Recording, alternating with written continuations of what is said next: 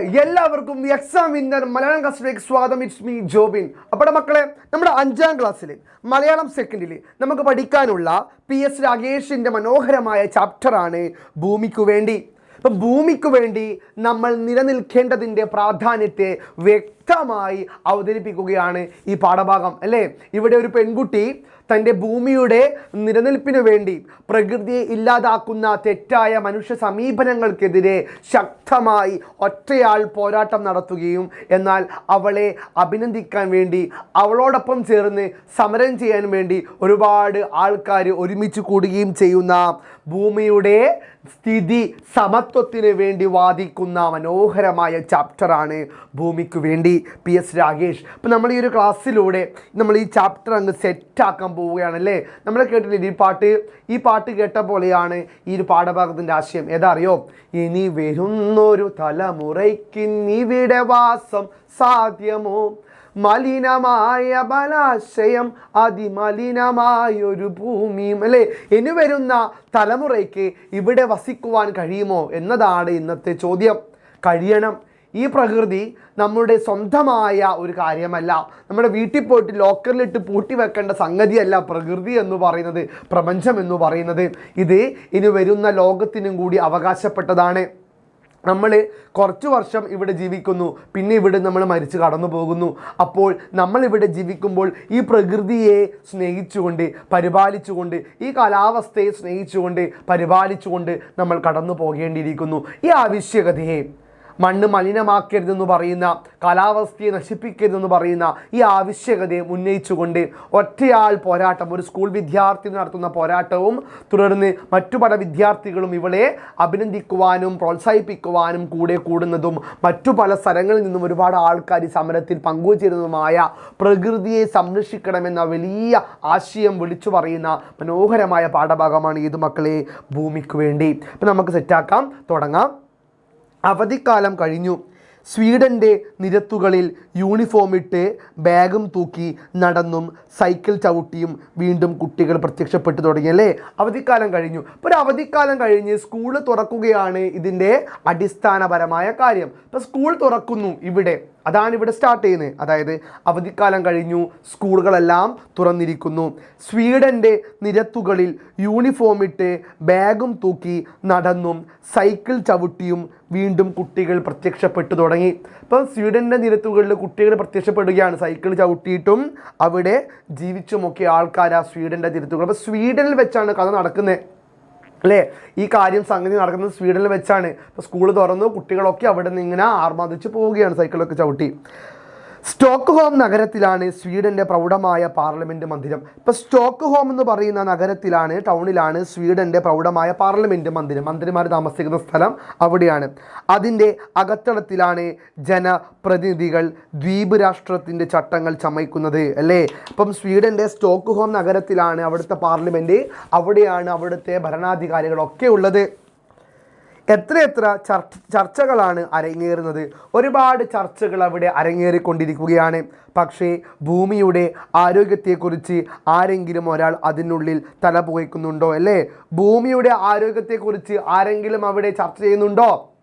ഒരുപാട് ചർച്ചകൾ ഇങ്ങനെ ആരംഭിച്ച് കടന്നു പോയിക്കൊണ്ടിരിക്കുകയാണ്. പക്ഷേ ഭൂമിയുടെ ആരോഗ്യത്തെക്കുറിച്ച് ആരെങ്കിലും ഒരാൾ അതിനുള്ളിൽ തല പുകയ്ക്കുന്നുണ്ടോ? ഒരാൾ പോലും അവിടെ ഭൂമിയുടെ ആരോഗ്യത്തെക്കുറിച്ച് തല പുകയ്ക്കുന്നില്ല എന്നതാണ് വാസ്തവം. അവിടെ ഭൂമിയെക്കുറിച്ച് ആരും സംസാരിക്കുന്നില്ല. മറിച്ച് നിയമങ്ങൾ ഉണ്ടാക്കുവാനും നഗരങ്ങൾ കെട്ടിപ്പണിയുവാനും വികസനം കൊണ്ടുവരാനും ഒക്കെയായിരുന്നു സംസാരം. പ്രപഞ്ചത്തെ സംരക്ഷിക്കുവാനും പരിസ്ഥിതിയെ സേവിക്കുവാനുമുള്ള ഒരു തീരുമാനങ്ങളും ആ സ്വീഡനിൽ കാണാൻ കഴിയുന്നില്ല.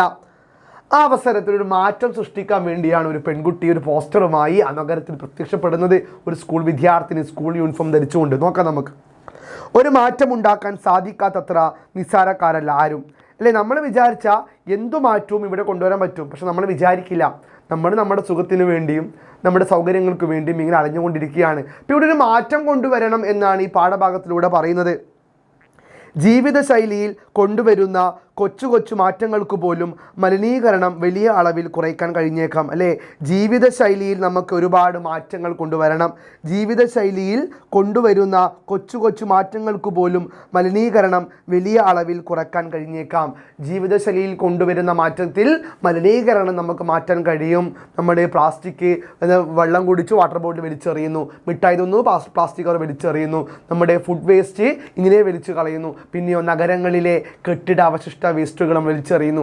ഇത്തരത്തിലുള്ള കാര്യങ്ങൾ, വാഹനങ്ങളിലെ വേസ്റ്റ്, കമ്പ്യൂട്ടറിൻ്റെ വേസ്റ്റ്, ഇലക്ട്രോണിക് ഉപകരണങ്ങളുടെ വേസ്റ്റ്, ഇതൊക്കെ നമ്മളൊന്ന് ശ്രദ്ധിച്ചിരുന്നെങ്കിൽ നമ്മുടെ ഭൂമിയെ മാലിന്യമുക്ത ഭൂമിയാക്കി നമുക്ക് മാറ്റാൻ സാധിക്കും. പക്ഷേ മനുഷ്യൻ ഇതൊന്നും ശ്രദ്ധിക്കുന്നില്ല എന്നാണ് പറയുന്നത്.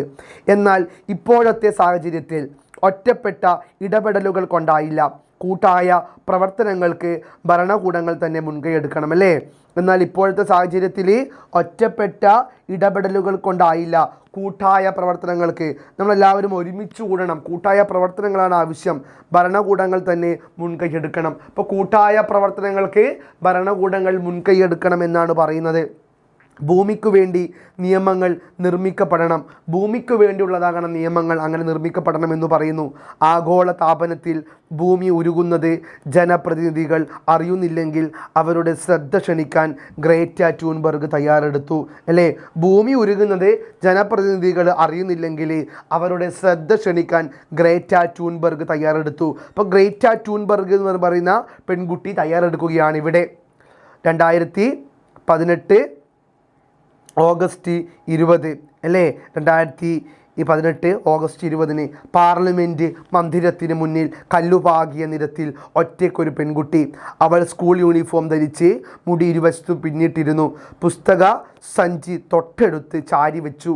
അവൾ കരുതിയ പ്ലക്കാർഡിലെ, പ്ലക്കാർഡ് വെച്ചാൽ മുദ്രാവാക്യങ്ങൾ, പോസ്റ്റർ അല്ലേ, പ്ലക്കാർഡിലെ കൈപ്പട ആളുകൾ സ്വീഡിഷ് ഭാഷയിൽ ഇങ്ങനെ വായിച്ചു: സ്കോൾസ്റ്റർജിക് ഫോർ ക്ലൈമറ്റ്, കാലാവസ്ഥയ്ക്കായി സ്കൂൾ സമരം അല്ലേ. കാലാവസ്ഥയ്ക്കായി സ്കൂൾ സമരം എന്നെഴുതിയ പ്ലക്കാർഡുമായി ആ പെൺകുട്ടിയെ ഞാൻ നിരത്തി നിൽക്കുകയാണ്.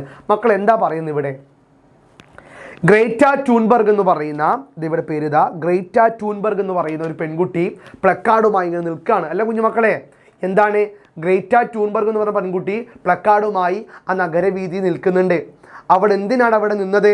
ആ നഗരത്തിൽ നിന്നുകൊണ്ട് കാലാവസ്ഥ വ്യതിയാനത്തിനെതിരെയും പ്രകൃതിയെ സംരക്ഷിക്കണമെന്നും പറഞ്ഞുകൊണ്ടാണ് ആ പെൺകുട്ടി ആ നഗരമധ്യത്തിൽ ഒരു പ്ലക്കാർഡും പിടിച്ചുകൊണ്ട്, ഒരു പോസ്റ്ററും പിടിച്ചുകൊണ്ട് നിൽക്കുന്നത്. അതെപ്പോഴാണ്? 2018 ഓഗസ്റ്റ് 20 അതും ഒരു സ്കൂൾ വിദ്യാർത്ഥിനി, സ്കൂൾ യൂണിഫോം മാത്രം ധരിച്ചുകൊണ്ട് ഒരു വിദ്യാർത്ഥിനി പോസ്റ്ററും പിടിച്ചുകൊണ്ട് ആ നഗരമധ്യത്തിൽ ഇങ്ങനെ ഇരിക്കുകയാണ്. അവരുടെ ആവശ്യം ഇത്ര മാത്രമേ ഉള്ളൂ. എന്താണ്? കാലാവസ്ഥയ്ക്കായി സ്കൂൾ സമരം, നല്ല പ്രകൃതിക്കായി, നല്ല മാറ്റത്തിനായി, നല്ല പ്രപഞ്ചത്തിനായി, മാലിന്യമുക്ത ലോകത്തിനായി അവൾ ഒരു സമരം ചെയ്യുകയാണ്. ഒറ്റയാൾ പോരാട്ടമാണ് ഇവിടെ പാർലമെൻറ്റ് മന്ദിരത്തിന് മുമ്പിൽ, സ്വീഡൻ്റെ പാർലമെൻറ്റ് മന്ദിരത്തിന് മുമ്പിൽ കാണാൻ സാധിക്കുന്നത്. ഗ്രേറ്റ ട്യൂൻബർഗ് എന്ന 15 വയസ്സുകാരി ഭൂമിക്കു വേണ്ടി അല്ലേ, നമ്മുടെ ചാപ്റ്റർ പേരെന്നാണ് ഭൂമിക്കു വേണ്ടി അല്ലേ. ഭൂമിക്കു വേണ്ടി, തലമുറകളുടെ ഭാവിക്കു വേണ്ടി, കാലാവസ്ഥയ്ക്കു വേണ്ടി സ്കൂൾ സമരം ആരംഭിച്ചിരിക്കുന്നു അല്ലേ. അപ്പം 3 കാര്യത്തിനാണ് ഗ്രേറ്റ ട്യൂൻബർഗ് എന്ന് പറയുന്ന സ്കൂൾ വിദ്യാർത്ഥിനി സ്കൂൾ യൂണിഫോം ഇട്ടുകൊണ്ട് പ്ലക്കാർഡും പിടിച്ച് നമ്മുടെ സ്വീഡനിലെ പാർലമെൻറ്റിന് മുമ്പിൽ സമരം ചെയ്യുന്നത് മന്ത്രിമാർ അറിയാൻ വേണ്ടി. എന്താണ് അവൾ പറയുന്ന 3 കാര്യം? 1, ഭൂമിക്കു വേണ്ടി. ഭൂമിക്കു വേണ്ടിയാണ് ഈ സമരം. ഭൂമി മലിനമാക്കരുത്, ഭൂമിയെ നശിപ്പിക്കരുതെന്ന് പറയുന്ന ഈ സമരം ഭൂമിക്ക് വേണ്ടി. പിന്നെയോ തലമുറകളുടെ ഭാവിക്ക് വേണ്ടി, ഇനി വരുന്നൊരു തലമുറയ്ക്ക് അല്ലേ, ഇനി വരാൻ പോകുന്ന തലമുറയ്ക്ക് ഈ ഭൂമി ഇതേപോലെ കൊടുക്കാൻ നമ്മൾ ബാധ്യസ്ഥരാണ് എന്ന് പറഞ്ഞുകൊണ്ട് തലമുറയ്ക്ക് വേണ്ടിയാണ് ഈ സമരം. കാലാവസ്ഥയ്ക്ക് വേണ്ടി അല്ലേ, കാലാവസ്ഥ നല്ല ക്ലൈമറ്റ് ഉണ്ടാകണം. നമ്മൾ ഈ മാലിന്യങ്ങളൊക്കെ വലിച്ചെറിഞ്ഞ് ഭൂമി നശിപ്പിക്കുമ്പോൾ മണ്ണിടിച്ചൽ, കുന്നിടിക്കൽ, പുഴ നശീകരിക്കൽ, ഇതൊക്കെ ചെയ്യുമ്പോൾ air pollution, water pollution, soil pollution എന്ന് കേട്ടിട്ടില്ലേ? ഇത്തരത്തിൽ കാര്യങ്ങൾ ചെയ്യുമ്പോൾ നമ്മുടെ ഭൂമിയുടെ ക്ലൈമറ്റ് അങ്ങ് മാറുന്നു, കാലാവസ്ഥയ്ക്ക് വ്യതിയാനം സംഭവിക്കുന്നു, കൊടും ചൂടാകുന്നു, കൊടും തണുപ്പാവുന്നു, മഞ്ഞുവീഴ്ച, അഗ്നിപർവ്വത സ്ഫോടനങ്ങൾ, ഇത്തരത്തിലുള്ള കാലാവസ്ഥ വ്യതിയാനപരമായ പ്രശ്നങ്ങൾ കടന്നു വരുന്നു. അപ്പോൾ ഭൂമിക്ക് വേണ്ടി, ഇനി വരുന്ന തലമുറയ്ക്ക് വേണ്ടി, കാലാവസ്ഥയ്ക്ക് വേണ്ടിയാണ് ഈ പെൺകുട്ടി ഒറ്റയാൾ പോരാട്ടം അല്ലേ നടത്തുന്നത്. രാവിലെ 8:30 മുതൽ വൈകിട്ട് 3 മണി വരെ സാധാരണ ക്ലാസ്സിലിരിക്കേണ്ട സമയം മുഴുവൻ ഗ്രേറ്റ പ്ലക്കാർഡുമേന്തി പാർലമെൻറ്റ് കെട്ടിടത്തിന് മുന്നിൽ തപസ് ചെയ്തു. രാവിലെ സ്കൂളിൽ പോകേണ്ട സമയം മുതൽ വൈകുന്നേരം വരെ ഗ്രേറ്റ ടൂൺബർഗ് എന്ന് പറയുന്ന പെൺകുട്ടി ആ സ്വീഡൻ ആസ്ഥാന മന്ദിരത്തിൻ്റെ മുമ്പിലിരുന്നു കൊണ്ട് സമരം ചെയ്യുകയാണ്. ഇപ്പം നിങ്ങൾ ചോദിക്കും, മാഷെ എന്ത് സുഖല്ലേ, രാവിലെ ക്ലാസ്സിലും പോകണ്ട സ്കൂളിലും പോകണ്ട, നേരെ പോകാൻ സമരം ചെയ്യുക, പഠിക്കൊന്നും വേണ്ട. അങ്ങനെയല്ല മക്കളെ, ഇത് ആത്മാർത്ഥതയുള്ള, ഉള്ളിൽ ആദർശമുള്ള, നിലപാടുള്ള ഒരു പെൺകുട്ടിയുടെ വാക്കാണ്, നിലനിൽപ്പാണ്. ആ പെൺകുട്ടി ഭൂമിക്ക് വേണ്ടിയാണ്, നാളെ വരുന്ന തലമുറയ്ക്ക് വേണ്ടിയാണ്, കാലാവസ്ഥയ്ക്ക് വേണ്ടിയാണ് ഒറ്റയാൾ പോരാട്ടം ഇവിടെ നടത്തുന്നത്. ഈ പോരാട്ടത്തിൻ്റെ വീരഗാഥയാണ് ഇവിടെ ഈ പെൺകുട്ടി നിരന്തരമായി നമ്മോട് പറയുന്നതും. സാധാരണക്കാരുടെ കൗതുകത്തിനപ്പുറം ആരുടെയെങ്കിലും ശ്രദ്ധ ക്ഷണിക്കാൻ അന്നത്തെ പ്രയത്നം കൊണ്ടായില്ല. ആ പെൺകുട്ടി ഒരുപാട് പ്രയത്നം ചെയ്യുകയാണ്. ഒറ്റയാൾ പോരാട്ടമാണ്. അന്ന് ആ പെൺകുട്ടിയുടെ പോരാട്ടത്തെ ആരും തന്നെ അഭിനന്ദിക്കുന്നില്ല. ആ പെൺകുട്ടി ഒറ്റയ്ക്ക് ഇങ്ങനെ പോരാട്ടം ചെയ്തുകൊണ്ടിരിക്കുകയാണ്. ആരും ആ പെൺകുട്ടിയെ അംഗീകരിക്കുന്ന പോലുമില്ല. പക്ഷേ അവൾ പരാജയപ്പെട്ട് പിന്നോട്ടേക്ക് പോയില്ല. അവൾ സർവ്വശക്തിയും എടുത്ത് മുന്നോട്ടേക്ക് കുതിച്ചുകൊണ്ടിരിക്കുകയാണ്. ഒറ്റയാൾ പോരാട്ടങ്ങളെ തോൽപ്പിച്ചുകൊണ്ട് അവളുടെ സദസ്സിലേക്ക്, അവളുടെ സമരത്തിലേക്ക് ഒരുപാട് ആൾക്കാർ കടന്നു വരിക ശ്രമിക്കുകയാണ്. കുഞ്ഞുമക്കളെ, ഇതാ കണ്ടോ, നിങ്ങൾ ചിത്രം കണ്ടു. ഈ പെൺകുട്ടി സ്കോളസ്ട്രജിക് ഫോർ ക്ലൈമറ്റ്, അല്ലെ, കാലാവസ്ഥയ്ക്ക് വേണ്ടിയുള്ള സമരമാണ്, സ്കൂൾ സമരമാണ്. നല്ല സ്കൂൾ യൂണിഫോമൊക്കെ ഇട്ട് സുന്ദരിയായ മിടുക്കി പെൺകുട്ടി സമരം ചെയ്യുകയാണ്. പിറ്റേ ദിവസവും ഗ്രേറ്റ രാവിലെ യൂണിഫോം ധരിച്ച് ബാഗും തൂക്കി ഇറങ്ങിയപ്പോൾ പ്ലക്കാർഡ് എടുക്കാൻ മറന്നില്ല. വീണ്ടും രാവിലെ അവൾ സ്കൂളിലേക്ക് യൂണിഫോം ധരിച്ച് ബാഗൂട്ട് ഇറങ്ങുകയാണ്. പക്ഷെ അവൾ എന്തെടുക്കാൻ മറന്നില്ല? പ്ലക്കാർഡ് എടുക്കാൻ മറന്നില്ല. അവളുടെ പോസ്റ്റർ എടുക്കാൻ, ആ മുദ്രാവാക്യങ്ങൾ എഴുതിയ, ആപ്തവാക്യങ്ങൾ എഴുതിയ ആ പോസ്റ്റർ എടുക്കാൻ അവൾ മറന്നില്ല. രണ്ടാം ദിവസം വഴിപോക്കർ കൗതുകത്തോടെ നോട്ടമെറിയുന്നതിന് പകരം ഒരു നിമിഷം നിന്ന് കാര്യം തിരക്കുന്ന തരത്തിലേക്ക് സമരം ശ്രദ്ധ നേടുകയാണ്. രണ്ടാമത്തെ ദിവസം അവൾ സമരമുഖത്തിലേക്ക് എത്തി. സ്കൂളിലേക്ക് പതിവ് പോലെ യൂണിഫോം ഇട്ട് ബാഗും ഇട്ട് ഈ പോസ്റ്റർ പ്ലക്കാർഡും എടുത്തുകൊണ്ട് അവൾ ഇറങ്ങാണ്. എന്നിട്ട് സ്വീഡൻ ഭരണമന്ദിരത്തിന് മുകളിൽ, ആ പാർലമെൻറ്റിന് മുമ്പിൽ ഇരുന്നു കൊണ്ട് അവൾ ആ പോസ്റ്ററും പിടിച്ച് നിൽക്കുകയാണ്. അപ്പോൾ ആൾക്കാർ ഇന്നലത്തെ പോലെ വെറുതെ നോക്കിപ്പോയത് മാത്രമല്ല, കാര്യം അന്വേഷിക്കാൻ തുടങ്ങി. ഈ ചെറിയ പെൺകുട്ടി എന്തിനാണ് ഈ പോസ്റ്ററും പിടിച്ച് ഇവിടെ നിൽക്കുന്നതെന്ന് ആൾക്കാർ ശ്രദ്ധിക്കാൻ തുടങ്ങി. എന്താണ് ഇവരുടെ ഉദ്ദേശമെന്ന് ആൾക്കാർ അന്വേഷിക്കാൻ തുടങ്ങി. എന്തിനാണ് ഇവൾ ഈ കാര്യങ്ങൾ ചെയ്യുന്ന ആൾക്കാർ തിരക്കാൻ തുടങ്ങി. ആൾക്കാർക്ക് അങ്ങനെ ഉള്ളിൽ സംശയങ്ങൾ കടന്നു വരാൻ തുടങ്ങി. എന്താണ് ഈ പെൺകുട്ടി ഇവിടെ ചെയ്യുന്നത്? എന്താണ് ഈ പെൺകുട്ടിയുടെ ഇവിടുത്തെ കാര്യത്തിൻ്റെ രഹസ്യമെന്ന് ആൾക്കാർ അന്വേഷിച്ച് മനസ്സിലാക്കാൻ തുടങ്ങി.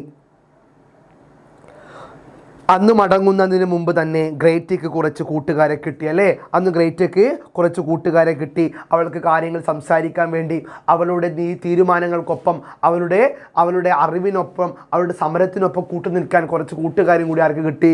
ഗ്രേറ്റയ്ക്ക് കിട്ടി. സ്കൂൾ സമരത്തിൻ്റെ ആദ്യത്തെ പിന്തുണക്കാർ, അല്ലേ? സ്കൂൾ സമരമാണ്, ഇതൊരു സ്കൂൾ വിദ്യാർത്ഥി നയിക്കുന്ന സമരമാണ്. ഈ സമരത്തിന് ആദ്യത്തെ പിന്തുണക്കാരായി അവളുടെ സുഹൃത്തുക്കൾ അവിടെ അവളുടെ അടുക്കൽ കൂടി. മൂന്നാം ദിവസം കൂടുതൽ ഉത്സാഹഭരിതയായാണ് ഗ്രേറ്റ സമരവേദിയിലെത്തിയത്. ഇപ്പം മൂന്നാമത്തെ ദിവസമായി. ഒന്നാം ദിവസം കടന്നുപോയി, രണ്ടാം ദിവസം കടന്നുപോയി, മൂന്നാം ദിവസമായി. ഒന്നാം ദിവസം അവർ പോസ്റ്റർ പിടിച്ചപ്പോൾ ആരും തന്നെ അവളെ മൈൻഡാക്കിയില്ല, അംഗീകരിച്ചിരുന്നില്ല. രണ്ടാം ദിവസം ഒരുപാട് ആൾക്കാർ അവരെ നോക്കാൻ തുടങ്ങി. എന്താണ് അവൾ ചെയ്യുന്നതെന്ന് ആൾക്കാർ അന്വേഷിക്കാൻ തുടങ്ങി. അങ്ങനെ രണ്ടാം ദിവസം അവൾ കുറച്ച് സ്കൂൾ വിദ്യാർത്ഥികൾ അവളോടൊപ്പം സമരത്തിൽ പങ്കുചേർന്നു. മൂന്നാം ദിവസമായി. അന്ന് ഗ്രേറ്റ ഒറ്റക്കായിരുന്നില്ല. ആദ്യ ദിവസം അവൾ ഒറ്റയ്ക്കായിരുന്നു. രണ്ടാമത്തെ ദിവസം അവസാനത്തെ കുറച്ച് വിദ്യാർത്ഥികൾ കൂടെ വന്നു. അങ്ങനെ മൂന്നാമത്തെ ദിവസം അവൾ ഒറ്റയ്ക്കായില്ല. അവളെ ഈ സമരത്തിന് അംഗീകരിക്കാൻ വേണ്ടി ഒരുപാട് ആൾക്കാർ വരാൻ തുടങ്ങി. അവൾക്കൊപ്പം ചെറിയൊരു കൂട്ടം രൂപപ്പെട്ടു, അല്ലെ? അവൾക്കൊപ്പം ചെറിയൊരു കൂട്ടം, ചില ആൾക്കാർ രൂപപ്പെട്ടു. ചെറുപ്പക്കാരായിരുന്നു കൂടുതലും. ഇപ്പോൾ ചെറുപ്പക്കാരായ ആൾക്കാർ അവളുടെ കൂടെ കൂടി അവൾക്ക് മാർഗനിർദ്ദേശം നൽകുകയാണ്. ആർക്ക്? ഗ്രേറ്റയ്ക്ക്. അവളുടെ പ്രകൃതിക്ക് വേണ്ടിയുള്ള, കാലാവസ്ഥയ്ക്ക് വേണ്ടിയുള്ള, ക്ലൈമറ്റിന് വേണ്ടിയുള്ള, പരിസ്ഥിതിക്ക് വേണ്ടിയുള്ള സമരത്തിൽ ഒരുപാട് ആൾക്കാരെ പെൺകുട്ടിയുടെ കൂടെ കൂടി. സമരം 6ാം ദിവസത്തിൽ എത്തി. കൂട്ടുകാരോട് ഗ്രേറ്റയ്ക്ക് അന്നൊരു നിർദ്ദേശം വയ്ക്കാനുണ്ടായിരുന്നു. സമരം 6ാം ദിവസത്തിലെത്തി. അങ്ങനെ കൂട്ടുകാരോട് ഗ്രേറ്റയ്ക്ക് അന്നൊരു നിർദ്ദേശം വയ്ക്കാനുണ്ടായിരുന്നു. കൂട്ടുകാരോട് ഗ്രേറ്റ ഒരു നിർദ്ദേശം വെച്ചു. എന്താണ് ആ നിർദ്ദേശം എന്ന് പറയുക? എന്താ മക്കളെ നിർദ്ദേശം? ലക്ഷ്യബോധമില്ലാതെ എല്ലാ ദിവസവും ഇവിടെ ഇരുന്നിട്ട് കാര്യമില്ല, അല്ലേ? ലക്ഷ്യബോധമില്ലാതെ എല്ലാ ദിവസവും സ്കൂളിൽ പോകാതെ ഇവിടെ ഇരുന്നിട്ട് കാര്യമില്ല. നമ്മൾ ചെയ്യുന്ന സമരം അധികാരികൾക്ക് മുമ്പിൽ എത്തണം. അതിന് നമ്മൾ ശക്തമായി സമരം ചെയ്യണമെന്ന് ഗ്രേറ്റ തൻ്റെ സുഹൃത്തുക്കളോട് പറയാണ്. എന്തിനു വേണ്ടിയാണ് ഈ സമരം എന്നതിനെക്കുറിച്ച് എല്ലാവരും പഠിക്കണം, അല്ലേ? എന്തിനു വേണ്ടിയാണ് ഈ സമരം എന്നതിനെക്കുറിച്ച് എല്ലാവരും പഠിക്കണം, അറിയണം.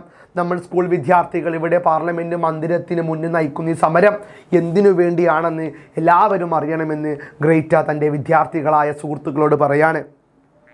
സമൂഹ മാധ്യമങ്ങളുടെ, അല്ലെ, social media, Instagram, WhatsApp, Facebook, Twitter തുടങ്ങിയ, യൂട്യൂബ് തുടങ്ങിയ സോഷ്യൽ മീഡിയാസിലൂടെ, സമൂഹ മാധ്യമങ്ങളിലൂടെ കൂടുതൽ ജനങ്ങളിലേക്ക് ഉദ്ദേശം എത്തിക്കണം, അല്ലേ? ഇപ്പോൾ സമൂഹ മാധ്യമങ്ങളിലൂടെ ഇന്ന് എന്ത് നടന്നാലും സമൂഹ മാധ്യമങ്ങളിലൂടെ വൈറലാണ്.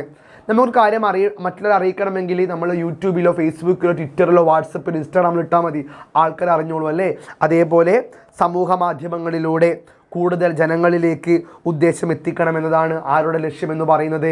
നമ്മുടെ ഗ്രേറ്റ ടൂൻബെർഗ് തൻ്റെ സുഹൃത്തുക്കളോട് പറഞ്ഞ കാര്യം. ഒരു ലൈക്കോ കമൻറ്റോ പോലും സമരത്തിൽ നേരിട്ടെത്താൻ കഴിയാത്തവരുടെ പിന്തുണയാണ്. ഈ സമരത്തിന് ലൈക്കോ കമൻറ്റോ കിട്ടിയാൽ അത് ഈ സമരത്തിലെത്താൻ പറ്റാത്തവരുടെ പിന്തുണ കൂടിയാണെന്ന് പറഞ്ഞു. അങ്ങനെ ഇവിടെ ഒരു സമരം നടക്കുന്നുണ്ട്, പ്രകൃതിക്ക് വേണ്ടി ഒരു സമരം നടക്കുന്നുണ്ട് എന്ന കാര്യം മറ്റുള്ളവരെ അറിയിപ്പിക്കാൻ വേണ്ടി ഗ്രേറ്റ ടൂൻബെർഗ് സുഹൃത്തുക്കളോട് പറയുകയാണ്. സോഷ്യൽ മീഡിയയിൽ നമ്മുടെ സമരത്തെക്കുറിച്ച് നമ്മൾ പോസ്റ്റ് ഇടണം, അങ്ങനെ ആൾക്കാർ അറിയണം എന്ന് പറഞ്ഞു. പതിയെ പതിയെ പാർലമെൻറ്റ് കെട്ടിടത്തിന് മുന്നിലെ സംഭവ വികാസങ്ങൾ സ്വീഡനിൽ ചർച്ചയായി തുടങ്ങി, അല്ലേ? പതിയെ മെല്ലെ മെല്ലെ പാർലമെൻറ്റ് കെട്ടിടത്തിന് മുന്നിലെ സംഭവ വികാസങ്ങൾ സ്വീഡനിൽ ചർച്ചയായി തുടങ്ങി. ആൾക്കാർ ചർച്ചയായി തുടങ്ങി. എന്താണ് സ്വീഡനിൽ നടക്കുന്നത്, എന്താണ് അവിടെ കുട്ടികൾ സമരം ചെയ്യുന്നത്, എന്താണ് അതിലെ കാര്യമെന്ന് ആൾക്കാർ സംസാരിക്കാൻ തുടങ്ങി. അത് സ്വീഡനിൽ പതിയെ ചർച്ചയായി തുടങ്ങി എന്ന് പറയുന്നു. എല്ലാ ദിവസവും സമരത്തിൻ്റെ ചിത്രമെടുത്ത് ഗ്രേറ്റ ഇൻസ്റ്റാഗ്രാമിൽ പങ്കുവെച്ചു, അല്ലേ? എല്ലാ ദിവസവും സമരത്തിൻ്റെ ചിത്രമെടുത്ത് ഗ്രേറ്റ ഇൻസ്റ്റാഗ്രാമിൽ പങ്കുവെച്ചുകൊണ്ടിരുന്നു. ആ ഓരോ ദിവസവും സമരത്തിനുണ്ടാകുന്ന മാറ്റങ്ങൾ, എത്ര പേര് പിന്തുണയ്ക്കാൻ വന്ന്, എല്ലാ കാര്യവും ഉൾപ്പെടുത്തിക്കൊണ്ട് ഗ്രേറ്റ എന്തു ചെയ്യുകയാണ്, ഇൻസ്റ്റാഗ്രാമിൽ ആ സമരത്തിൻ്റെ ചിത്രങ്ങൾ, ഫോട്ടോ എടുത്ത് വയ്ക്കുകയാണ്. ഞങ്ങളും വരട്ടെ, എപ്പോഴാണ് കാണാൻ സാധിക്കുക, അല്ലേ? ഞങ്ങളും വരട്ടെ എന്ന് ആൾക്കാർ ചോദിക്കാൻ തുടങ്ങി. എപ്പോഴാണ് കാണാൻ സാധിക്കുക എന്ന് ആൾക്കാർ ചോദിക്കാൻ തുടങ്ങി. ഞങ്ങളും വരട്ടെ, എപ്പോഴാണ് കാണാൻ സാധിക്കുക എന്ന ചോദ്യങ്ങളൊക്കെ ഇവിടെ വരികയാണ്. ഞങ്ങളും വരട്ടെ, എപ്പോഴാണ് കാണാൻ സാധിക്കുക എന്ന നിരവധിയായ ചോദ്യങ്ങളിലൂടെ കടന്നു പോവുകയാണ്. ഗ്രേറ്റയുടെ വിശേഷങ്ങൾക്ക് കീഴിൽ കമൻറ്റ് ബോക്സിൽ ആരാധകരുടെ ചോദ്യങ്ങൾ നിരന്നു. ഇപ്പോൾ ഗ്രേറ്റയുടെ വിശേഷങ്ങളുണ്ട്, അതിൽ ആരാധകരുടെ ചോദ്യങ്ങൾ നിരന്നു നിൽക്കുകയാണ്. ഗ്രേറ്റയുടെ വിശേഷങ്ങൾക്ക് മുമ്പിൽ ആരാധകരുടെ ചോദ്യം ഇങ്ങ് നിരന്നു നിന്നു. എന്താണ് ഇവിടെ പരിപാടി, എന്താണ് ഇവിടെ സമരം ചെയ്യുന്നത്, എന്താണ് ഈ സമരത്തിൻ്റെ കാതലായ മാറ്റം എന്നൊക്കെ ചോദ്യങ്ങൾ വരാൻ തുടങ്ങി. ഗ്രേറ്റ മറുപടി നൽകി. എല്ലാവർക്കും സ്വാഗതം, അല്ലേ? ഗ്രേറ്റ മറുപടി നൽകുകയാണ്. എല്ലാവർക്കും സ്വാഗതം എന്ന് പറഞ്ഞുകൊണ്ട് ഗ്രേറ്റ മറുപടി നൽകി. എല്ലാവർക്കും തൻ്റെ സമരത്തിലേക്ക് സ്വാഗതമെന്നാണ് ഗ്രേറ്റ പറയുന്നത്. നിരവധി പേർ ഓരോ ദിവസവും പാർലമെൻറ്റിന് മുന്നിലേക്ക് എത്തിക്കൊണ്ടിരുന്നു. ചിലർ സ്കൂളും ജോലിയും ഉപേക്ഷിച്ച് മുഴുവൻ സമയം സമരത്തിൽ പങ്കാളികളായി. അപ്പോൾ ഒരുപാട് പേര് ഈ സമരത്തെ അനുകൂലിച്ചുകൊണ്ട് ഇവിടെ എത്തിച്ചേരുകയാണ്. ഒരുപാട് പേര് ഈ സമരത്തിന് അനുകൂല ഭാവം കാണിക്കുകയാണ്. അങ്ങനെ ചില കുട്ടികൾ സ്കൂളും മതിയാക്കിക്കൊണ്ട് അല്ലെങ്കിൽ സ്കൂളിലേക്ക് പോകാണ്ട് ഈ സമരത്തിലേക്ക് എത്തി. അപ്പോൾ പ്രകൃതിക്ക് വേണ്ടിയുള്ള, കാലാവസ്ഥയ്ക്ക് വേണ്ടിയുള്ള സമരമാണ് നമുക്കിവിടെ കാണാൻ സാധിക്കുന്നത്. മറ്റു ചിലർ ഒരു നേരത്തെ ഭക്ഷണമോ ഷോപ്പിങ്ങോ ഉപേക്ഷിച്ച് പറ്റുന്ന സമയങ്ങളിലെല്ലാം പിന്തുണയുമായി എത്തി. മറ്റു കുറച്ച് പേര് ഇവിടെ ഷോപ്പിങ്ങൊക്കെ മാറ്റി വെച്ചിട്ട്, അവരുടെ സുഖ സൗകര്യങ്ങൾ മാറ്റിവെച്ചിട്ട് ഈ പെൺകുട്ടികളും ഈ വിദ്യാർത്ഥിനികളും നടത്തുന്ന ഈ സമരത്തിന് അനുകൂലിക്കാൻ വേണ്ടി ഇവിടെ എത്തിയെന്നാണ് പറയുന്നത്. അപ്പോൾ ആൾക്കാർ ഈ സമരത്തെ അനുകൂലിച്ചുകൊണ്ട് എത്തി. എന്തിനു വേണ്ടിയാണ് സമരം? പ്രകൃതിക്ക് വേണ്ടിയാണ്. ആര് കാണാൻ വേണ്ടിയാണ്? അധികാരികൾ കാണാൻ വേണ്ടിയാണ്. അല്ല, അവിടെ സ്വീഡൻ പാർലമെൻറ്റ് മന്ദിരമുണ്ട്. അവർക്ക് ഈ പ്രകൃതിയെ നന്നാക്കാനുള്ളൊരു ഉദ്ദേശവുമില്ല. അവർ വികസനത്തിന് പിന്നാലെ പോവാണ്. അപ്പോൾ പ്രകൃതിയെ നമ്മൾ അവഗണിക്കുന്നുണ്ട്, പ്രകൃതി നമ്മൾ ഇല്ലാണ്ടാക്കുന്നുണ്ട് എന്ന് പറയുന്ന ഏറ്റവും വലിയൊരു തെറ്റ് വേറെയില്ല. ഈ തെറ്റ് ഭരണാധികാരികളെ ചൂണ്ടിക്കാണിക്കാൻ പ്രകൃതിയെ സംരക്ഷിക്കണം, കാലാവസ്ഥ വ്യതിയാനത്തിന് കാരണമാകുന്ന മലിനീകരണ പ്രവർത്തനങ്ങൾ തടയണം എന്നൊക്കെ പറഞ്ഞ് കാലാവസ്ഥയെയും പ്രകൃതിയെയും സംരക്ഷിക്കണം എന്ന് പറഞ്ഞുകൊണ്ട് പെൺകുട്ടി നടത്തുന്ന, കുറച്ച് വിദ്യാർത്ഥിനികൾ നടത്തുന്ന സമരമാണ്. ആരെ? അധികാരികൾ കാണാൻ വേണ്ടി, അല്ലേ? ഇപ്പോൾ ഒരുപാട് ആൾക്കാർ, ഷോപ്പിങ്ങിന് പോകുന്ന ആൾക്കാർ ഇവിടെ പങ്കെടുക്കാൻ തുടങ്ങി. അമ്മമാർ, കുട്ടികൾ, അച്ഛന്മാർ, ഒരുപാട് ആൾക്കാർ സമരത്തിന് പങ്കാളികളായി മാറി. കൂടുതൽ അമ്മമാർ മക്കളെയും കൂട്ടി സമരത്തിനെത്താൻ തുടങ്ങിയല്ലോ. കുറേ അമ്മമാർ മക്കളെയും കൂട്ടി സമരത്തിനെത്താൻ തുടങ്ങി. മുത്തശ്ശന്മാരും മുത്തശ്ശിമാരും പ്ലക്കാർഡുകളും ഏന്തി ഗ്രേറ്റ് എക്കൊപ്പം ഇരുന്നു. ഇപ്പം മുത്തശ്ശന്മാരും പിന്നെ ആരാണ് മക്കളെ? മുത്തശ്ശിമാരും പ്ലക്കാർഡുകളും ഏന്തിക്കൊണ്ട് ഗ്രേറ്റ് എക്കൊപ്പം ഇരിക്കുകയാണ്. അപ്പോൾ ഒരുപാട് പേര് ഗ്രേറ്റ് എക്ക് എന്താണ് ആ ഒരു അംഗീകാരം കൊടുത്തുകൊണ്ട് അവളെ പ്രോത്സാഹിപ്പിച്ചുകൊണ്ട് ഇവിടെ എത്തുകയാണ്. ചിലർ ഗ്രേറ്റ് എക്ക് കഴിക്കാൻ ഭക്ഷണപ്പൊതികളും കുടിക്കാൻ പാനീയങ്ങളും കരുതി. ചിലർ ഗ്രേറ്റ് എക്ക് കഴിക്കാൻ ഭക്ഷണപ്പൊതികൾ കൊടുത്തു, കുടിക്കാൻ പാനീയങ്ങൾ കരുതി. അപ്പോൾ ഇവളെ പ്രോത്സാഹിപ്പിക്കുകയാണ്. കുടിക്കാനും കഴിക്കാനും ഒക്കെ ഒരുപാട് ആൾക്കാർ എന്തൊക്കെയോ ഭക്ഷണങ്ങളും പാനീയങ്ങളും ഗ്രേറ്റ് എക്ക് കൊടുക്കുന്നുണ്ട്. അത്തരത്തിൽ സമരം ശക്തമായി തന്നെ മുന്നോട്ടേക്ക് സഞ്ചരിച്ചു കൊണ്ടിരിക്കുകയാണ്. നഗരത്തിൽ 15 വയസ്സുകാരി പെൺകുട്ടിയുടെ സ്കൂൾ സമരം അതിനോടകം വലിയ ചർച്ചയായി. ഒരു 15 വയസ്സ് മാത്രമുള്ള ഒരു പെൺകുട്ടി നടത്തുന്ന സമരം, അത് ഒരുപാട് ആൾക്കാർ, വിദ്യാർത്ഥികൾ വന്ന്, മാതാപിതാക്കൾ വന്ന്, അമ്മമാർ കുട്ടികളുമായിട്ട് വന്ന്, മുത്തശ്ശിമാരും വന്ന്, കച്ചവടക്കാർ വന്ന്, ഷോപ്പിങ്ങിന് പോകുന്ന ആൾക്കാർ ഷോപ്പിങ്ങിന് പോകാണ്ട് സമരത്തെ പ്രോത്സാഹിപ്പിക്കാൻ വന്നു. അങ്ങനെ സമരം ശ്രദ്ധിക്കപ്പെടാൻ തുടങ്ങി. സോഷ്യൽ മീഡിയ വഴി സമരം എല്ലാവരിലേക്ക് എത്താൻ തുടങ്ങി. ആൾക്കാർ ലൈക്കും കമൻറ്റും ഷെയറും ചെയ്യാൻ തുടങ്ങി. അങ്ങനെ പ്രകൃതിക്കു വേണ്ടി നടത്തിയ സമരം ആളിക്കത്താൻ പ്രേക്ഷക ശ്രദ്ധ നേടിയെടുക്കാൻ തുടങ്ങി. പത്രങ്ങളിൽ വാർത്തകൾ പ്രത്യക്ഷപ്പെട്ടു തുടങ്ങി അല്ലേ? പത്രങ്ങളിൽ വാർത്തകൾ ഇങ്ങനെ പ്രത്യക്ഷപ്പെട്ടു തുടങ്ങുകയാണ്. 9ാം ദിവസമായപ്പോഴേക്കും പാർലമെൻറ്റ് മന്ദിരത്തിന് മുന്നിലെ നിരത്തിൽ സമരക്കാർ നിറഞ്ഞു അല്ലേ? 9ാമത്തെ ദിവസം ആയപ്പോഴും പാർലമെൻറ്റ് മന്ദിരത്തിന് മുന്നിലെ നിരത്തിൽ വഴിയിൽ സമരക്കാർ നിറഞ്ഞു. 1ാം ദിവസം ആരും ഉണ്ടായില്ല, 2ാം ദിവസം ആരും ഉണ്ടായില്ല, 3ാം ദിവസം മുതൽ വിദ്യാർത്ഥികൾ വന്നു. അങ്ങനെ 1, 2, 3 കഴിഞ്ഞ് ഇന്ന് 9ാം ദിവസം എത്തി നിൽക്കുമ്പോഴേ ആ നഗരമധ്യത്തിൽ സമരത്തിന് അനുകൂലിക്കാൻ എത്തിയവർ ഒരുപാട് പേരായി കഴിഞ്ഞിരിക്കുന്നു.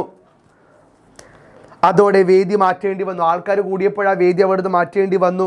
ഗ്രേറ്റ തടസ്സങ്ങളൊന്നും ഉന്നയിച്ചില്ല. പുതിയ നിയമങ്ങൾ വേണമെന്നല്ലാതെ ഉള്ള നിയമങ്ങൾ ലംഘിക്കുക എന്നത് അവളുടെ അജണ്ടയായിരുന്നില്ല. നിയമങ്ങൾ ലംഘിക്കുകയല്ല ഗ്രേറ്റയുടെ അജണ്ട, മറിച്ച് എന്താണ്? നിയമങ്ങൾ മാറ്റണം, പുതിയ നിയമങ്ങൾ വരണം, പ്രകൃതിയെ സംരക്ഷിക്കാനുള്ള, മാലിന്യങ്ങൾ വലിച്ചെറിയരുത്, കുന്നിടിക്കരുത്, ജലം നശിപ്പിക്കരുതെന്ന് പറയുന്ന പുതിയ നിയമങ്ങൾ കൊണ്ടുവരണം. അതിനായിട്ടാണ് ഈ സമരം. പിന്നീടുള്ള ദിവസങ്ങളിൽ ലോകം ഗ്രേറ്റിയെ അറിയാൻ തുടങ്ങി. പിന്നീടുള്ള ഓരോ ദിവസവും ലോകം ഗ്രേറ്റി എന്ന വിദ്യാർത്ഥിയെ അറിയാൻ തുടങ്ങി. അവൾ ആരാണെന്ന് ലോകം ചർച്ച ചെയ്യാൻ തുടങ്ങി, സെർച്ച് ചെയ്യാൻ തുടങ്ങി. ആ പെൺകുട്ടി ചെയ്ത പുതിയ സമര രീതികൾ എന്തൊക്കെയാണെന്ന് ലോകം അറിയാൻ തുടങ്ങി. കാലാവസ്ഥ പ്രശ്നപരിഹാരത്തിന് സ്കൂൾ ഉപേക്ഷിച്ച 15 വയസ്സുകാരി എന്ന പേരിൽ ദ ഗാർഡിയൻ പത്രം ലേഖനം പ്രസിദ്ധീകരിച്ചു അല്ലേ? 15ാം വയസ്സിലെ കാലാവസ്ഥയുടെ പ്രശ്നപരിഹാരത്തിന് വേണ്ടി സ്കൂൾ മതിയാക്കിയ 15 വയസ്സുകാരി എന്ന നിലയിൽ ദ ഗാർഡിയൻ എന്ന് പറയുന്ന പത്രം പോലും ഈ പെൺകുട്ടിക്ക് വേണ്ടി ആർട്ടിക്കിൾ എഴുതി, ലേഖനം എഴുതി. സ്വീഡനകത്തും പുറത്തും സകല ഭാഗങ്ങളിലേക്കും വാർത്തയെത്താൻ തുടങ്ങിയല്ലേ? സ്വീഡൻ്റെ പല ഭാഗങ്ങളിലേക്കും ഈ പെൺകുട്ടി നയിച്ച പോരാട്ടത്തിൻ്റെ വാർത്ത എത്താൻ തുടങ്ങി. ആൾക്കാർ ആ വാർത്തകൾ അറിയാനും വായിക്കാനും തുടങ്ങി. ഗ്രേറ്റ ചെയ്യുന്നതിനോട് യോജിക്കാൻ നഗരങ്ങളെന്നോ ഗ്രാമങ്ങളെന്നോ വ്യത്യാസമില്ലാതെ നിരവധി പേരുണ്ടായി. ഈ ഗ്രേറ്റ ചെയ്യുന്ന ഈ പ്രവൃത്തിക്ക് അവളെ പ്രോത്സാഹിപ്പിക്കാനും അവളെ അംഗീകരിക്കുവാനും ഒരുപാട് ആൾക്കാർ അവരുടെ അടുത്ത് കൂടി. അവരുടെ പ്രോത്സാഹനമായിരുന്നു ഈ പെൺകുട്ടിയുടെ വിജയം എന്ന് പറയുന്നത്. സ്വീഡനിൽ പലയിടങ്ങളിലും സ്കൂൾ സമരങ്ങൾ അരങ്ങേറി. സ്വീഡനിലെ പലയിടങ്ങളിലും സ്കൂൾ സമരങ്ങൾ അരങ്ങേറി. സ്കൂളിന് വേണ്ടി സമരങ്ങൾ തുടങ്ങി. സ്കൂളിന് വേണ്ടി ആ സ്കൂളിൽ ഒരുപാട് ആൾക്കാർ സമരം ചെയ്യാൻ തുടങ്ങി പെൺകുട്ടിക്ക് വേണ്ടി. ഗ്രേറ്റയ്ക്ക് പിന്തുണ അറിയിച്ച് രാജ്യത്തിനകത്തും പുറത്തും വലുതും ചെറുതുമായ പ്രകടനങ്ങൾ നടന്നു. ഗ്രേറ്റയ്ക്ക് വേണ്ടി ഒരുപാട് പ്രകടനങ്ങൾ നടക്കുകയാണ് രാജ്യത്തിനകത്തും പുറത്തും ആ പെൺകുട്ടി ചെയ്യുന്ന പ്രവർത്തനത്തിനു വേണ്ടി. ഭൂമിയെ സംരക്ഷിക്കണമെന്ന പെൺകുട്ടി പറഞ്ഞു ചെയ്ത പ്രവർത്തനത്തിന് വേണ്ടി ഒരുപാട് അംഗീകാരങ്ങൾ ഈ പെൺകുട്ടിയെ തേടി എത്തുകയാണ്. റോമിൽ നിന്ന് ഗ്രേറ്റയെ തേടി ഒരു ഫോട്ടോഗ്രാഫർ എത്തുകയാണ്. ഗ്രേറ്റയുടേതുപോലെ ഒരു സൈക്കിൾ അല്ലേ? ഗ്രേറ്റയുടേതുപോലുള്ള ഒരു സൈക്കിൾ, അതിൻ്റെ പെഡലിൽ ചാരി വെച്ച പ്ലക്കാർഡിൽ ഇങ്ങനെ എഴുതിയിരിക്കുന്നു, നന്ദി ഗ്രേറ്റ, ഞങ്ങളുമുണ്ട് നിനക്കൊപ്പം. അങ്ങനെ റോമിൽ നിന്നുപോലും ആൾക്കാർ ആരെ തേടിയെത്തി? നമ്മുടെ ഗ്രേറ്റയെ തേടിയെത്തി. ഒരു ഫോട്ടോഗ്രാഫർ എത്തി. ഗ്രേറ്റയുടേതുപോലെ ഒരു സൈക്കിൾ അല്ലേ? ഗ്രേറ്റയുടേതുപോലെ തന്നെയാണ് ഒരു സൈക്കിൾ എന്ന് പറയുന്നത്. അതിൻ്റെ പെഡലിൽ ചാരി വെച്ച പ്ലക്കാർഡിൽ ഇങ്ങനെ എഴുതിയിരിക്കുന്നു, നന്ദി ഗ്രേറ്റ, ഞങ്ങളുമുണ്ട് നിനക്കൊപ്പം. നന്ദി ഗ്രേറ്റ, ഞങ്ങളുമുണ്ട് നിനക്കൊപ്പം എന്ന് പറഞ്ഞുകൊണ്ട് ഒരു പ്ലക്കാർഡും പിടിച്ചുകൊണ്ട് ഒരുപാട് ആൾക്കാർ റോമിൽ നിന്ന് വന്നു. PS രാഗേഷ് എഴുതിയ ഭൂമിക്ക് വേണ്ടി ഒരു സ്കൂൾ കുട്ടിയുടെ പോരാട്ടം എന്ന് പറയുന്ന ഈ പാഠഭാഗം അല്ലേ?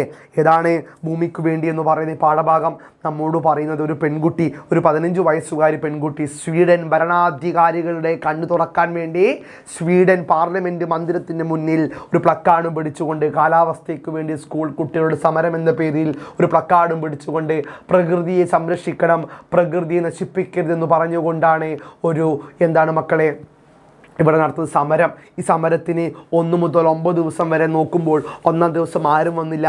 2-ഉം 3-ഉം ദിവസം മുതൽ വിദ്യാർത്ഥികളും അമ്മമാരും കുട്ടികളും, അമ്മമാർ കുട്ടികളെയും പിടിച്ചു വരാൻ തുടങ്ങി. വയസ്സായവർ, മുതിർന്നവർ, പിന്നെ എന്താണ് മക്കളെ ഷോപ്പിങ്ങിന് വന്നവർ, അങ്ങനെ മറ്റു രാജ്യത്ത് നിന്ന്, റോമിൽ നിന്ന് പോലും ആൾക്കാർ സൈക്കിളിൽ നന്ദി ഗ്രേറ്റ, ഞങ്ങളുമുണ്ട് നിനക്കൊപ്പം എന്ന് പറഞ്ഞ പ്ലക്കാർഡും പിടിച്ചുകൊണ്ട് ആൾക്കാരെത്തി. അങ്ങനെ ഭൂമിക്ക് വേണ്ടി ഒരു പെൺകുട്ടി നടത്തിയ സമരമാണ്, പോരാട്ടമാണ് നമുക്ക് പഠിക്കാനുള്ള ഈ പാഠഭാഗം. സെറ്റല്ല മക്കളെ? ഇനി നമുക്ക് ഈ പാഠഭാഗത്തിൻ്റെ പ്രധാന ചോദ്യോത്തരങ്ങളൊന്ന് വായിച്ചു പോകാം. നിങ്ങൾ സമൂഹത്തിനു വേണ്ടി, നിങ്ങളുടെ നാടിനും സ്കൂളിനുമൊക്കെ വേണ്ടി പ്രവർത്തിക്കുന്ന ഏതെങ്കിലും കാര്യങ്ങൾ സമൂഹ മാധ്യമത്തിൽ പങ്കുവയ്ക്കാറുണ്ടോ? സമൂഹ മാധ്യമത്തിൽ പങ്കുവയ്ക്കാനായി വയനാടൻ ഉരുൾപൊട്ടലുമായി ബന്ധപ്പെട്ട് ഒരു കുറിപ്പ് തയ്യാറാക്കുക. ഇപ്പോൾ വയനാടൻ ഉരുൾപൊട്ടലുമായി ബന്ധപ്പെട്ട് നമ്മുടെ സമൂഹത്തിൽ ചില പ്രശ്നങ്ങളെ ആൾക്കാരെ അറിയിച്ചുകൊണ്ട്, അത് നമ്മൾ വയനാട് ഉരുൾപൊട്ടലാണല്ലേ, 2024 വന്ന വയനാടിലെ ഉരുൾപൊട്ടൽ, ചൂരൽമല, മുണ്ടക്കൈ, ഈ ഉരുൾപൊട്ടലിനെയും കൂടി ആൾക്കാരെ അറിയിപ്പിച്ചുകൊണ്ട് എന്ത് എഴുതണം? ഒരു കുറിപ്പ് തയ്യാറാക്കാണ് ചോദ്യം. നോക്കാം നമുക്ക്. പ്രിയപ്പെട്ടവരെ, നമ്മുടെ സ്നേഹസ്പർശത്തിനും കരുണയ്ക്കും ഇന്ന് നിമിഷത്തിന് വളരെ അധികം വിലയുണ്ടെന്ന് മനസ്സിലാക്കാമല്ലോ. നമ്മുടെ സ്നേഹത്തിനും കരുണയ്ക്കും വലിയ വിലയുണ്ട്. അതാണ് ചൂരൽമലയെ നമ്മൾ കണ്ടത്. നമ്മളെപ്പോലെ ഇന്നലെ രാത്രി ഉണ്ടും ഉറങ്ങിയും സ്നേഹം പങ്കുവെച്ചും ഉറങ്ങിയ ഒരു കൂട്ടം ആൾക്കാർ ആണ് ഇന്ന് ജീവനോട് മല്ലിടുന്നതെന്ന് നാം തിരിച്ചറിയണം. ഇപ്പം നമ്മോട് കൂടെയുണ്ടായ ആൾക്കാർ ഇന്നില്ല, അവർ ജീവനോട് മല്ലിട്ടുകൊണ്ടിരിക്കുകയാണ്. ഇന്ന് നിമിഷത്തിൽ നമ്മളാൽ ആകും വിധം, നമ്മളെ കൊണ്ട് കഴിയും വിധം ശരീരം കൊണ്ടും മനസ്സുകൊണ്ടും കർമ്മനിരതരാകേണ്ടതുണ്ട് എന്ന് തിരിച്ചറിയുക. അല്ലേ? നമ്മളാൽ കഴിയുന്ന വിധം നമ്മൾ അവരെ കൂടെ നിന്ന് അവരെ സഹായിക്കേണ്ടതായിട്ടുണ്ട്. നമ്മൾ നമ്മുടെ വിദ്യാലയത്തിൽ നിന്നും നാളെ വയനാടൻ കുന്നുകാലിലേക്ക് വയനാടൻ കുന്നുകളിലേക്ക് സഹായഹസ്തവുമായി നീങ്ങുകയാണ്. ബിസ്ക്കറ്റുകൾ, പുതപ്പുകൾ, വസ്ത്രങ്ങൾ, ചെരുപ്പുകൾ, സ്നാപ്പിങ്ങുകൾ, ഡയറികൾ എന്നിവ നൽകു സഹായിക്കില്ലേ? ഇത് പറഞ്ഞുകൊണ്ട് മുദ്രാവാക്യമോ ഒരു കുറിപ്പോ അല്ലെങ്കിൽ ഒരു നോട്ടീസോ ലഘുലേഖയോ എന്തെങ്കിലും എഴുതാൻ ചോദ്യം വരും. അപ്പോൾ എഴുതണം കേട്ടോ. അടുത്തൊരു ചോദ്യം എന്താണ്? ആസ്വാദന കുറിപ്പാണ്. ഈ പാഠഭാഗത്തിന് ഒരു ആസ്വാദന കുറിപ്പ് തയ്യാറാക്കുക. പ്രകൃതിക്കു വേണ്ടി ശബ്ദമുയർത്തിയ ഒരു 15 വയസ്സുകാരി സ്വീഡൻ പെൺകുട്ടിയുടെ കഥയാണിത്. അല്ലേ? പ്രകൃതിക്ക് വേണ്ടി ശബ്ദമുയർത്തിയ ഒരു 15 വയസ്സുകാരി സ്വീഡൻ പെൺകുട്ടിയുടെ കഥയാണ് നമ്മൾ പഠിച്ച ഭൂമിക്ക് വേണ്ടി. നിയമം നിർമ്മിക്കുന്നവരും നടപ്പാക്കുന്നവരും പ്രകൃതിയെ മറന്നു പോകുമ്പോൾ പ്രകൃതിക്കു വേണ്ടി ശബ്ദമുയർത്തേണ്ടതും അതിനെ സംരക്ഷിക്കേണ്ടതും നമ്മുടെ ആവശ്യമാണ് എന്നും നമ്മുടെ നിലനിൽപ്പിന് അത് അനിവാര്യമാണ് എന്നുമുള്ള തിരിച്ചറിവാണ് ഈ പാഠഭാഗം സമ്മാനിക്കുന്നത്. അപ്പോൾ പ്രകൃതിയെ സംരക്ഷിക്കേണ്ടത് അത് നമ്മുടെ ഉത്തരവാദിത്തമാണെന്നും അത് മറ്റുള്ളവർക്ക് എത്തിക്കണമെന്നുമുള്ള വലിയ സന്ദേശം ഈ പാഠഭാഗം നമുക്ക് നൽകുന്നുണ്ട്. 15 വയസ്സുള്ള സ്വീഡൻ പെൺകുട്ടിയാണ് ഗ്രേറ്റ് ടൂൺബർഗ്. അല്ലേ മക്കളെ? 15 വയസ്സുള്ള സ്വീഡൻ പെൺകുട്ടിയുടെ പേരാണിത്, ഗ്രേറ്റ് ടൂൺബർഗ്. അവൾ തൻ്റെ നാടിനും നാട്ടുകാർക്കും പ്രകൃതിയുടെ നിലനിൽപ്പിനുമായി ആരുടെയും സഹായമില്ലാതെ സമരമുഖത്തേക്ക് ഇറങ്ങുകയാണ്. അപ്പോൾ ആരുടെയും സഹായമില്ലാതെ അവൾ സമരമുഖത്തേക്ക് ഒറ്റയ്ക്ക് ഇറങ്ങുകയാണ് ഈ പാഠഭാഗത്തിൽ കാണാൻ സാധിക്കുക. ആദ്യ ദിവസങ്ങളിൽ ആരാരും ശ്രദ്ധിക്കപ്പെട്ടില്ല എങ്കിലും അവൾ തൻ്റെ ദൗത്യത്തിൽ നിന്ന് പിന്മാറിയില്ല. പിന്നീടാകട്ടെ സമൂഹ മാധ്യമങ്ങളിലൂടെ തൻ്റെ സമരത്തിൻ്റെ ന്യായവും ആശയവും തിരിച്ചറിഞ്ഞ ആളുകൾ ഓരോ ദിവസങ്ങളിലും അവളെ പിന്തുണയ്ക്കാനുണ്ടായി. അപ്പോൾ ഒരുപാട് ആൾക്കാർ അവളെ പിന്തുണയ്ക്കാൻ വേണ്ടി ഓരോ ദിവസവും കയറി വരികയാണ് ഈ പെൺകുട്ടിയെ. സമൂഹ മാധ്യമങ്ങളുടെ ഉപയോഗവും അവയുടെ നല്ല രീതിയിലുള്ള വിനിയോഗവുമാണ് ഈ പാഠഭാഗം ചർച്ച ചെയ്യുന്നത്. ഇപ്പോൾ സമൂഹ മാധ്യമങ്ങളിലൂടെ, സോഷ്യൽ മീഡിയയിലൂടെ അവളുടെ സമര ലോകം മുഴുവൻ അറിയാൻ തുടങ്ങി. ഒരുപാട് ആൾക്കാർ അവൾക്ക് പിന്തുണയുമായി എത്താൻ തുടങ്ങി എന്ന് പറയുന്നു. നല്ല കാഴ്ചപ്പാടുകൾക്കുണ്ടാകേണ്ട നല്ല പിന്തുണയാണ് സമൂഹ മാധ്യമങ്ങൾ. ഇത്തരത്തിലെ സമൂഹ മാധ്യമങ്ങളുടെ ആ രീതിയുമുണ്ട്. ഇത്തരത്തിൽ ഇതിൻ്റെ ആശയമൊക്കെ ഉൾക്കൊണ്ടുകൊണ്ട് ഈ പാഠഭാഗത്തിന് നല്ലൊരു ആസ്വാദന കുറിപ്പ് തന്നെ സാധിക്കണം. ഇത്തരത്തിൽ ഭൂമിക്ക് വേണ്ടി എന്ന് പറയുന്ന ചാപ്റ്ററിൽ കാലാവസ്ഥയ്ക്ക് വേണ്ടി, പ്രകൃതിയെ സംരക്ഷിക്കാൻ വേണ്ടി നിയമങ്ങൾ കൊണ്ടുവരണമെന്ന് പറഞ്ഞുകൊണ്ട് ഒരു പെൺകുട്ടി, 15 വയസ്സുകാരി പെൺകുട്ടി സ്വീഡനിലെ പാർലമെൻറ്റ് മന്ദിരത്തിന് മുന്നിൽ നടത്തിയ സമരവും അവൾക്ക് കിട്ടിയ അംഗീകാരവും സോഷ്യൽ മീഡിയ വഴി അവൾക്ക് കിട്ടിയ പ്രചാരവുമാണ് ഈ പാഠഭാഗത്തിൽ പറയുന്നത്. പ്രകൃതിയുമായി നമ്മൾ അടുത്തിടപഴകണം, പ്രകൃതി സംരക്ഷിക്കണമെന്ന വലിയ ആശയം ഈ പാഠഭാഗത്തിലൂടെ നമ്മോട് എഴുത്തുകാരൻ പങ്കുവയ്ക്കുന്നു. അപ്പോൾ എല്ലാവരും നല്ലപോലെ പഠിക്കുക, നല്ലപോലെ പ്രിപ്പയർ ചെയ്യുക. എല്ലാവർക്കും all the best. It's me Jobin from Examiner. By.